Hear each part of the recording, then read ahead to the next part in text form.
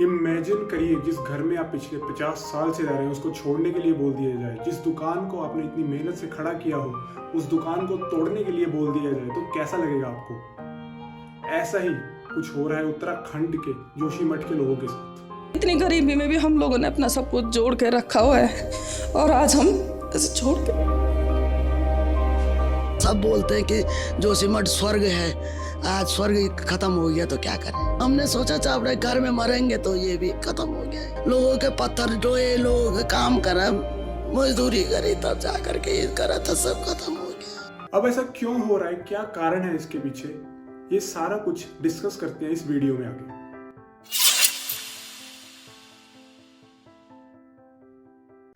सबसे पहले पूरा इशू समझते हैं कि हुआ क्या है। दोस्तों, नए साल के पहले ही हफ्ते में जोशीमठ के लोगों के साथ एक बहुत बड़ा हादसा होता है। उनके घर अचानक से जमीन में धंसने शुरू हो जाते हैं, दीवारों पे क्रैक्स आने शुरू हो जाते हैं, जिसकी वजह से लोगों में एक पैनिक का माहौल क्रिएट हो जाता है, जिसकी वजह से वो सड़कों पर उतर के प्रोटेस्ट करना स्टार्ट करते हैं, गवर्नमेंट को हेल्प के लिए पुकारने लगते हैं। जैसे ही लोकल गवर्नमेंट ऑफिशियल्स को इसके बारे में खबर मिलती है तो वो इन्वेस्टिगेशन स्टार्ट करते हैं अपनी, एंड इसके कुछ मुख्य कारण निकल कर आते हैं सामने कि ऐसा क्यों हो रहा है। आइए उसे देखते हैं। इसका जो मेन रीजन है वो निकल कर सामने आया है कि जोशीमठ एक मलबे के ढेर के ऊपर बसा हुआ शहर है।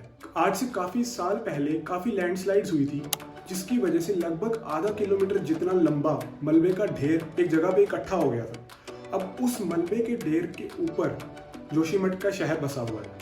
अब जैसे जैसे टाइम बीतता गया वहाँ पर पॉपुलेशन बढ़ती गई, नए नए घर बनते गए, नई नई कंस्ट्रक्शन होती गई, भारी भारी मशीनों का यूज़ होता गया, जिसकी वजह से धीरे धीरे मलबे की मिट्टी की एक कैपेसिटी होती है, बेयरिंग कैपेसिटी, जिसे कि वो होल्ड करके रखता है अपने आप को। अब वो सॉइल की कैपेसिटी, बेयरिंग कैपेसिटी कम होती गई, जिसकी वजह से ज़मीन धंसना स्टार्ट हो चुकी है।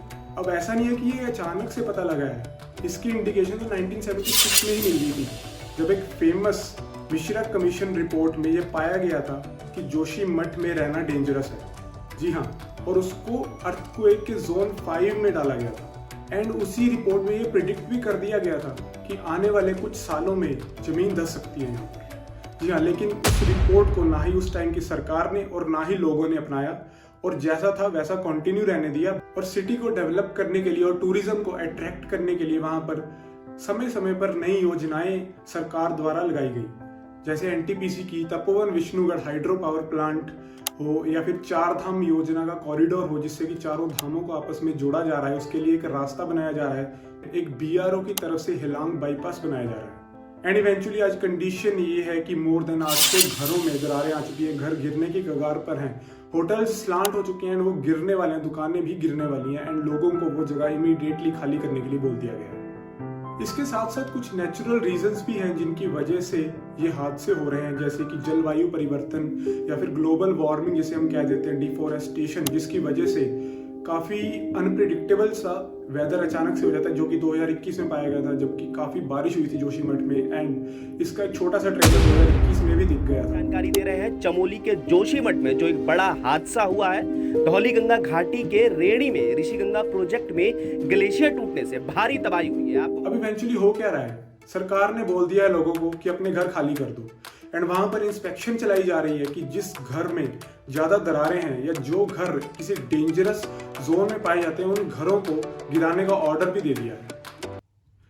अब सोचने वाली बात यह है दोस्तों, सरकार लोगों को दूसरे घरों में या दूसरी जगह पे तो शिफ्ट कर देगी, लेकिन उनको रोजगार कैसे देगी? उन बच्चों की एजुकेशन का क्या होगा जो कि जोशीमठ के लोकल स्कूलों में पढ़ रहे थे, लेकिन इस माइग्रेशन की वजह से अब उनकी पढ़ाई, एजुकेशन पर जो इफेक्ट आएगा उसका क्या? इसके साथ साथ उस इमोशनल अटैचमेंट का क्या जो कि लोगों को अपने पुश्तैनी जमीन, अपने पुश्तैनी घरों से थी, लेकिन आज इस सरकार की लापरवाही कह लो या फिर नेचुरल रीजन की वजह से कह लो, आज लोगों को अपने घर, अपनी पुश्तैनी जमीन छोड़नी पड़ रही है पीछे। हाँ, इसके बदले में थोड़ा मुआवजा तो मिलेगा ही, पर क्या ये मुआवजा इन सब चीजों को जस्टिफाई कर पाएगा? इसके अलावा उत्तराखंड की इकोनॉमी पे इसका क्या असर होगा, आइए समझते हैं। देखिए, उत्तराखंड में हिंदुओं के 4 पवित्र धाम पाए जाते हैं, जो कि केदारनाथ, बद्रीनाथ, गंगोत्री और यमुनोत्री हैं। अब हर साल लोग 4 धाम यात्रा करने के लिए अपने घरों से निकलते हैं, एंड इस 4 धाम योजना की वजह से 7500 करोड़ रुपए की सालाना इनकम उत्तराखंड को होती है। अब ये 4 धाम यात्रा यमुनोत्री गंगोत्री से होते हुए केदारनाथ और फिर बद्रीनाथ पर खत्म होती है। लेकिन बद्रीनाथ जाने के लिए आपको वाया जोशीमठ ही जाना पड़ेगा, जो कि ये गेटवे का काम करता है। लेकिन अगर जोशीमठ जाना ही सेफ नहीं है तो बद्रीनाथ कैसे जाएंगे लोग? एंड अगर बद्रीनाथ नहीं जा पाएंगे तो 4 धाम यात्रा पूरी कैसे होगी? एंड अगर 4 धाम यात्रा पूरी नहीं होगी तो उन लाखों लोगों के रोजगार का क्या होगा, जो इन दिनों अपनी छोटी छोटी दुकानें लगाकर वहां पर अपनी आमदन बढ़ाने के लिए सेल करते हैं। बट क्या हमने और सरकार ने इस पूरी ट्रेजेडी से कुछ सीखा है? ऐसा कभी किसी दूसरी सिटी में ना हो, किसी दूसरी जगह पे ना हो।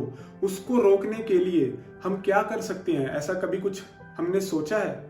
क्योंकि एक रिपोर्ट के अकॉर्डिंग कर्णप्रयाग, उत्तरकाशी और नैनीताल जैसी फेमस सिटीज में भी आने वाले कुछ टाइम में जोशीमठ वाला हाल हो सकता है। अब आइए देखते हैं कि क्या कर सकते हैं हम, या सरकार क्या कर सकती है इन सब चीजों को रोकने के लिए। अब सबसे पहले तो ऐसी जगहों पर सॉइल की या मिट्टी की होल्डिंग पावर को मजबूत करने के लिए कुछ करना चाहिए।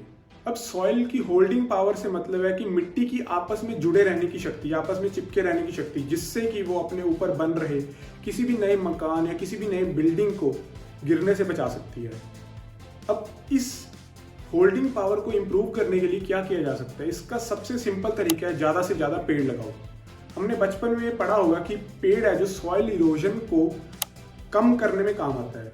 जी हाँ, इस बेसिक प्रिंसिपल को ही हमें यूज करना है। हमें ज्यादा से ज्यादा पेड़ लगाना है, जिसकी वजह से सोइल की आपस में, मिट्टी की आपस में चिपके रहने की एक शक्ति है जो मजबूत होती है। दूसरी चीज, कुछ टाइम के लिए सारी डेवलपमेंट एक्टिविटीज जो भी हो रही हैं, जो भी प्रोजेक्ट्स चल रहे हैं, उन सबको बंद कर दिया जाना चाहिए एंड पूरी इंस्पेक्शन एंड एनालिसिस करनी चाहिए इन सब डेंजर जोन वाली जगहों में। इसके बाद जो सिटीज डेंजरस हैं या जो सिटीज डेंजर जोन में पाई जाती हैं, उन सब सिटीज के घरों में एक गॉज मीटर लगाना चाहिए, जो कि हमें ये बताता है कि जो दरारें आ रही हैं घर में उसकी फ्रीक्वेंसी क्या है, क्या वो ज़्यादा नुकसान पहुंचा सकती हैं, या फिर आने वाले टाइम में उस दरार के गैप की वाइड होने की क्या प्रोबेबिलिटी है। अगली चीज जो हम कर सकते हैं कि नई कंस्ट्रक्शन करने से पहले उस जगह के पूरे सॉइल चेक्स पर हम ध्यान दें। जब तक सारे सॉइल चेक्स पास नहीं होते तब तक हम नई बिल्डिंग वहां पर खड़ी ना करें। अब इसका कंक्लूजन क्या निकलता है? इसका कंक्लूजन काफी सिंपल है कि कोई भी डेवलपमेंट हम करें वो नेचर के रूल्स के खिलाफ जाके ना करें हम। यानी कि कोई भी डेवलपमेंट या कोई भी प्रोजेक्ट या कोई भी नई बिल्डिंग अगर हम खड़ी करते हैं तो हमें ये ध्यान रखना चाहिए, हमारी ये सोच होनी चाहिए कि नेचर को नुकसान ना पहुंचे। क्योंकि अगर आप नेचर को नुकसान पहुंचाएंगे तो आने वाले समय में नेचर आपको डबल नुकसान पहुंचा सकती है, जो कि हमें केदारनाथ फ्लड्स और जोशीमठ क्राइसिस से ये सब पता लग चुका है। Thank you. अगर वीडियो अच्छी लगी हो तो प्लीज लाइक कर देना एंड शेयर कर देना।